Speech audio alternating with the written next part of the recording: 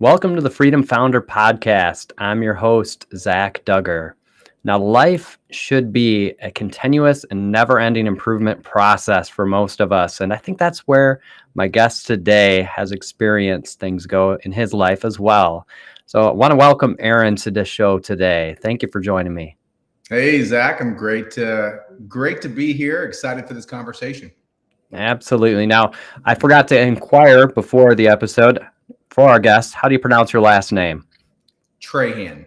Trahan. Okay. So, Aaron Trahan, thank you for joining me. Now, it would be remiss of me to not start a little bit at the beginning. So, let me ask, when you were getting started in your career in the business world, what were you doing? What were you doing at the time? And how did that progress for you? Yeah, the beginning of my career seemed, looking back now, just really fast and furious. I Mhm. was working in a very fast-paced retail environment where I oversaw merchandising, product, really go-to-market strategy on how to price, how to market, how to Yep. position, and you know being dropped into a leadership role at the early age of 23, 24 years old, you really find yourself learning on the fly every single day, every single week. Was a new learning activity, not only from a personal standpoint of me, getting uncomfortable, jumping into new leadership roles, but also being in a fast paced growth environment. So the company was growing, the industry was growing. So it was a lot of growth, a lot of having to keep up. And, as my career progressed, I eventually found myself as part of a senior executive leadership team, kind of Mhm. helping oversee a $1 billion organization all before the age of 30.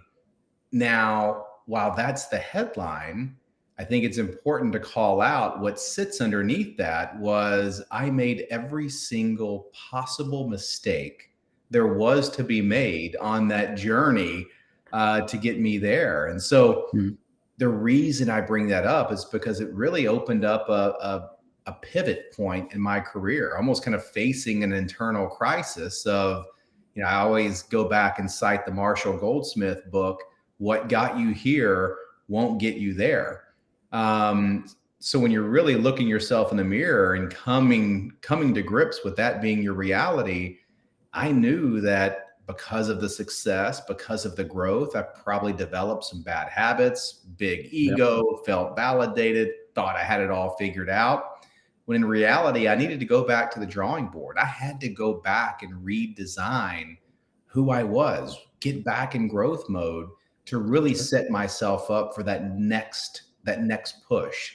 And Sure. that next push is really what I've identified to kind of be my passion, my purpose, and that's performance coaching, helping others jump on that springboard that launches them from their current version of good to their future version of great, which is kind of what's led me here to talk to you today. Absolutely. Now, I know that our listeners will wonder when you say you made every mistake known as you went along that journey. Could you highlight a couple of those mistakes for us? Just give us a taste of what do you mean by that? Because some people would say, well, if I make a mistake, then I'm canned, I'm out.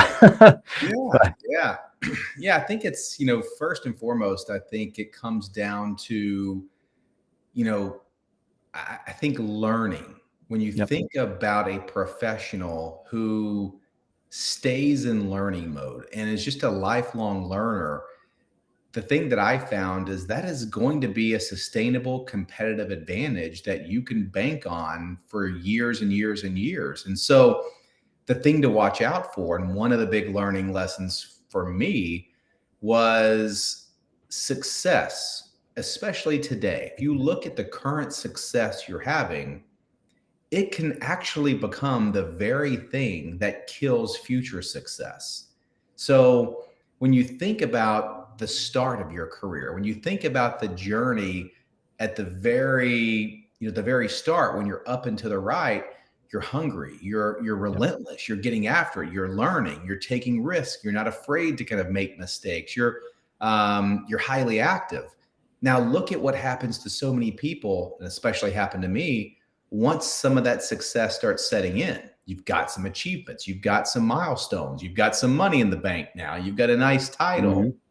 It's natural for us as humans to then take a step back. We're not as hungry. I mean, and you can see this play Sure. out in business and in sports. What happens when a new champion wins the belt? What happens when a team wins the Super Bowl? It's so difficult to repeat high performance for a Hmm. second, third, fourth time than it is to get there initially. And that's exactly what happens when we find success in the business world. So, to sum it up and to more directly answer the question, is not to think that you're the smartest one in the room. Yep. Don't think you have it all figured out, because the second that a professional of any rank stops growing and developing, you are in fact declining. There is no, I mean, this whole notion and myth that I'm just gonna maintain status quo. Look around you. The Yep. world's evolving at an exceptionally fast rate. There is no status quo. If you're not growing and developing, you are in fact declining. So make sure you stay aware, you stay clear, you know what it is you're chasing and why you're chasing it. That was one of the big mistakes. I lost Yep. that sense of awareness and clarity, and as a result, slipped out of growth mode, got into kind of the fixed mindset mode, and without even realizing it, I had to wake up one day and say, "Man, I'm in the comfort zone here. I'm Yeah. anywhere close to performing at my full potential." And I think that's I wish more people said that that's what we're all faced with when we get on the other side and start realizing success is we have to be even more diligent to be a Hmm. learner and to stay in growth mode. Yeah. Well, you mentioned the comfort zone. How do you beat the comfort zone or break through that comfort zone to then achieve that best version of yourself or to get to that next level mindset? Yeah, so I like to take a step back and really address the key areas. So when Mhm. you look at people or identify those that they're content with the status quo. They don't want to do anything to challenge or stretch themselves. They are in fact stuck in the comfort zone. I think it's worth looking at what is keeping them there. What Mhm. resistance are they facing? And a common theme that comes up is the fear of failure. And this also is it's so relevant, especially after you get some success, is Yeah. all of a sudden we become a bit more risk averse. We don't want to take the risk later on in our career that we may have early on in our career. And we're always painting this very vivid picture of what the downside looks like. We don't want to look foolish. We're afraid for our colleagues to see us suck at something new, maybe. And I think first is changing the perspective around failure. And I'll just pose this back to a question. And that question is, imagine what our lives would look like if we redefine what failure is from not achieving something to instead not trying something. And so I think sometimes we let the fear of failure become this 800-pound gorilla that we just want to avoid. We don't want to Mhm. touch failure. We're comfortable now. Um, and so if we redefine what that looks like, instead of not achieving to not trying, combined with, and actually it's pretty timely. I just recently put a post out on this, is Yep. we find ourselves always wanting the perfect condition or the perfect opportunity or the perfect move to make. And if we don't get it, we get further stuck in the comfort zone. And so the fear of failure is really highlighted when we feel like the opportunity or the next move isn't perfect. Now's not the right time. I'll sit back, I'll wait on a more perfect pitch. But when we can get comfortable with taking imperfect action, I think it makes all the difference, Mhm. because the perfect anything, the perfect condition, the perfect move is a myth. It doesn't exist. There is no perfect, right? Where life is all about operating in imperfect conditions, making and taking imperfect actions. And so when we know that every action we're going to take has some degree of imperfection and that there's going to be valuable learning and knowledge and experience gained from taking that, which then makes it more easy to take further actions. I think the combination of those two things, redefining what failure is and getting comfortable with taking imperfect action, is the best ways that I know as we sit here today to really compete against the comfort zone and making it easier to start taking big steps and leaps outside of it. Yeah, I mean, that really does seem to help with considering that fear of failure and redefining that, what failure really means, that, not even trying. I mean, I hear from people that get that anxiousness when they think about stepping outside of the comfort zone, but really redefining that mindset around what their comfort zone is or what they're afraid of, and helping to step beyond that with some tools. And perfectionism is something that people have that desire for, but like you said, imperfect actions will help lead to that next step forward. So Yeah, I and one thing I'll also add to that yeah. too is, when we think about the comfort zone, it's it's always important to align that back to our goals, right? So if growth is our goal, if that's what we're committed to, that's what we aspire to, you know, the comfort zone is going to be the best salesperson on the planet. It's going to tell you the best narratives. It's going to convince you that the world is so scary. Stay with what you know. Stay with what's comfortable. Stay with what's secure. But what it's feeding you is an illusion. Hmm. And what it will never admit to you is that no growth lives there. And so, if you, in any way, shape, or form, any ounce of you is wanting to commit to growing and developing in any way, you just have to know that the comfort zone is going to lie to you to tell and never admit that no growth lives inside the comfort zone. I mean, the fact of the matter is, growth and comfort do not coexist. That is by design. When Mhm. we're growing, it is meant to feel a little uncomfortable. We're being challenged, we're being stretched, we're pulled to operate on the outer edges of our current capabilities. Don't take that discomfort as a negative. That's just simply the rent that's due to grow. So the longer you stay in the comfort zone and you have a goal to want to grow and develop, just know you're moving further and further away from achieving that goal because there is no growth there. Yeah. Yeah. That was an excellent addition to what you just spoke of. I absolutely align with that. Now, you also speak about the 3-out success formula. Mm. Can you define that for us? Talk about a little bit of what that means. Yeah, yeah. So, I was looking back since I was really an intern. I just became, very intrigued and interested in top performers. When you look at the 10%, and as the famous saying goes, to be in the top 10% of anything, you have to be willing to do what the other 90% is either not willing or not capable of doing. So, how could I find out what that is? I mean, it's great to say at a high level, but what is it? What are they doing that the Mhm. 90% is not doing? And I studied, I examined, I followed, I asked questions for the better part of a decade until it finally dawned on me there's a golden thread that I saw connecting all of the top performers that I knew in my life that I was around, and how I continue to see reach new levels of success after success after success where others seem to plateaued out.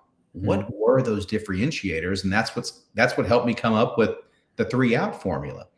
So, number one, the top 10% or the outperformers, what they all would always do is they out prepared everyone around them.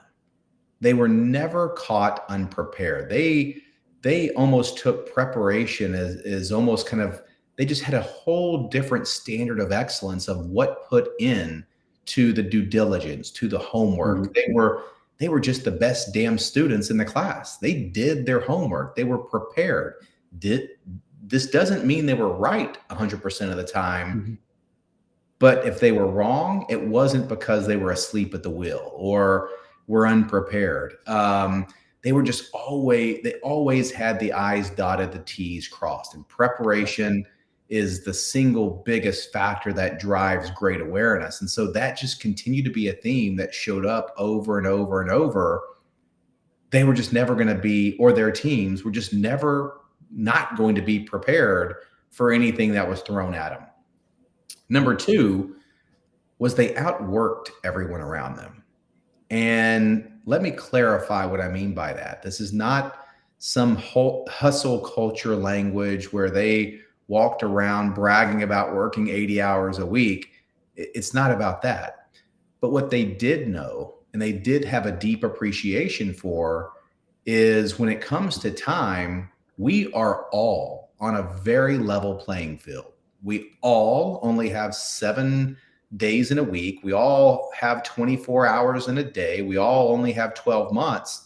And so they just maximize their output within those time increments. And so what they were able to do is find leverage that others couldn't find. They were more productive. They had greater productivity, and they had the biggest gaps between the output they generated with the input that they put in. So they found the secret that we don't get rewarded on effort, we get rewarded on results. And so they found the leverage to always outsize their results and their returns compared to everybody else around them. And number three, and I would say this is arguably the most important, and one thing we've already kind of talked about so far, is they outlearned everyone around them. So they were just as successful as everybody else, but they were learning machines. They never stopped learning. When you saw them walk into a meeting, even if they were the highest paid, highest ranking people in the room, they didn't act like the smartest person in the room. They wanted to get the advice, get the insight, get additional data points from people multiple layers below them because they had this thirst for curiosity. They never took a stat or a KPI at face value. They just always wanted to know why. Help me connect those dots. And yeah, like we talked about earlier, lifelong learning is a sustainable competitive advantage. And they just realized that. So when you put it all together, they consistently out-prepared, they consistently out-produced, and they consistently out-learned everyone around them. And it just became a formula that if you can consistently do those three things, it's actually pretty hard to not find next level growth and success. Is that one of the ways that you are supporting individuals, is just helping them to identify how they can put action to those concepts of outperforming, out preparing, out learning others? Yeah, 100%. And it would Okay. be a shame if I didn't, quite honestly. I love Yep. to ask groups, as like, think of everybody in your life, whether it's your associations or circles.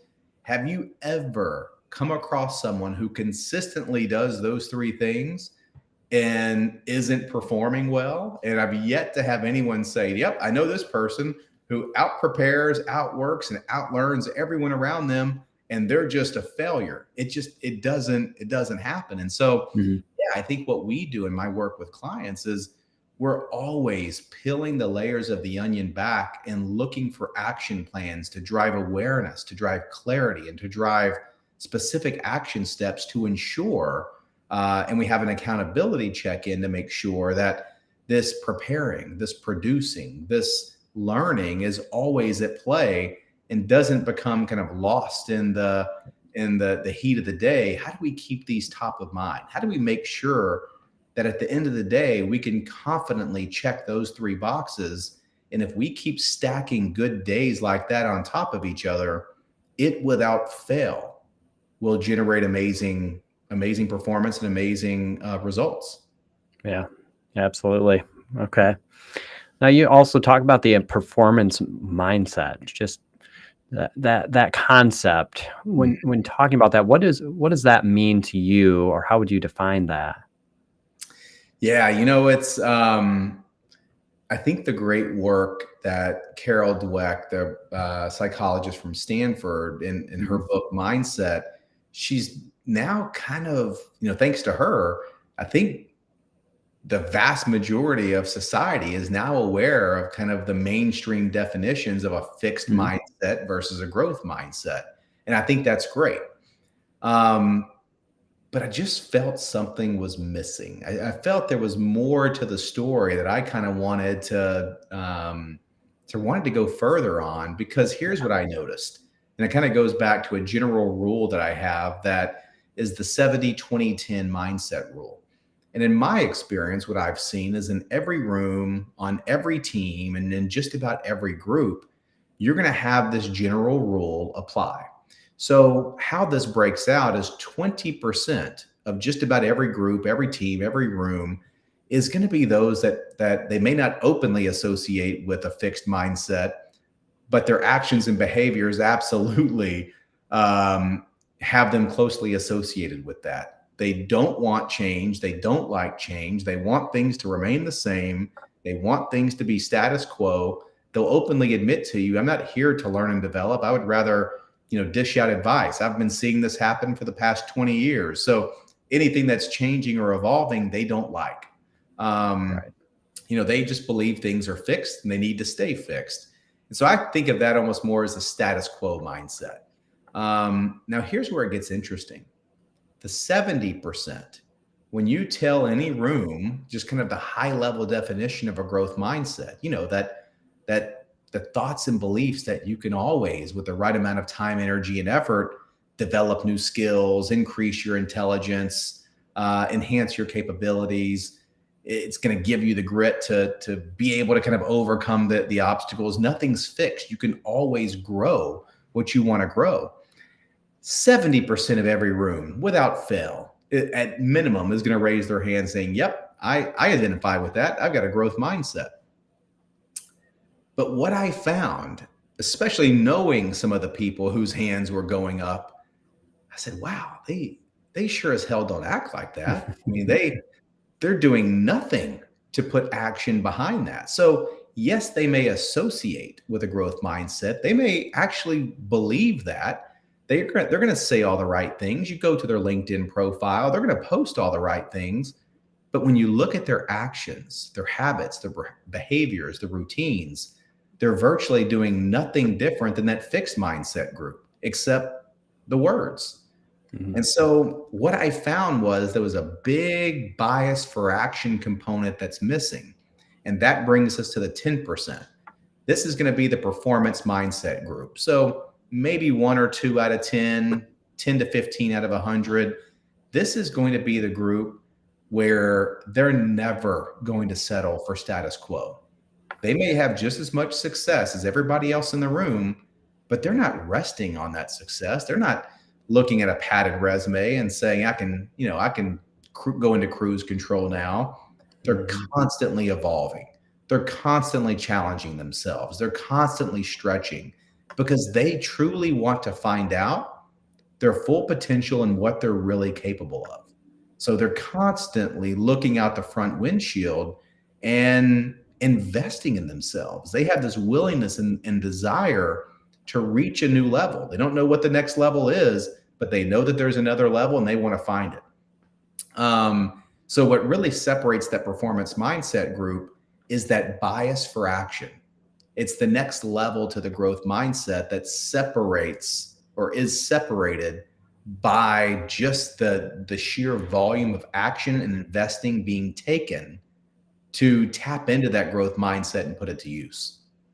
Yeah, what a clear distinction. I mean, that is something, especially when you know people that are raising their hands and they're not putting action to their words that Yeah. they're speaking. So definitely a difference there. And that's what you are helping people try to achieve through the work that you're doing. Now, you mentioned early on that this is a passion that you have found now and Mhm. that you've moved into more in a full-time capacity. So let's just, for those that are listening and have an interest in really seeking that next level and springboarding past some of those early learning mistakes and errors that they can avoid with some support, what's the best way for someone to connect with you? Yeah, I think it's going to be going to my website, and that's performancemindsetcoaching.co. Okay. That's where you'll learn a little bit more about the approach, actually looking at the different levels that do make up my methodology. That is the performance mindset, kind of proprietary, action plan that we work on together, and Yeah. really building in that bias for action. I have a fundamental belief where I use the wisdom of the 100-year-old quote from Henry Ford as a starting place. That is, whether you think you can or think you can't, you'll always be right. Hmm. So that's why I think mindset is such an important starting block, developing the awareness Yep. that really opens up and helps us, just like when you open up your phone and you're looking at your Google Maps app. We have to develop very clear current location, have a very clear destination to be able to build an optimized route to get you from good to great. So you'll find all of that insight there on the website on how we approach that. Okay. That was performancecoachingmindset.co. Okay. Performancemindsetcoaching.co. Performancemindsetcoaching.co. Definitely check that out. Now, Aaron, I want to ask one question I like to ask all of my guests. If you were to be handed $1 million today with no strings attached to that as to how you're using it, how would you invest that either in your business or another endeavor, and why? Ooh, $1 million, no strings attached. Yeah, I would. Now, I was asked a very similar question just last week. Is like, where are you investing? Where are you putting money? And Sure. because I'm so passionate about what I'm doing right now, and I think I'm just scratching the surface, I Mhm. would immediately look and kind of take one of my own principles. How can I out leverage everyone around me? How can I increase the Mhm. scale, increase the impact, have my message meet and reach more people? How can I scale my programs to incorporate more people? And so I would look at a simple ratio as how can this Mhm. $1 million equate to me reaching more people with this methodology, with this program? And so a simple way of saying it, I would invest it all on me in what I'm doing Yeah. here today. Yeah. Yeah. Which then in turn invests it right back into other people. So that That's right. expanding your reach. I love that answer. Well, Aaron, I appreciate taking the time today and talking through what you're doing. I love that you have shifted into this direction as you got that realization for yourself, that needing to kind of reinvent and build on yourself. Now you're able to then pour back into others as they are growing and expanding in their vision. So thank you again for joining me today. Yeah, thanks for having me. This was great.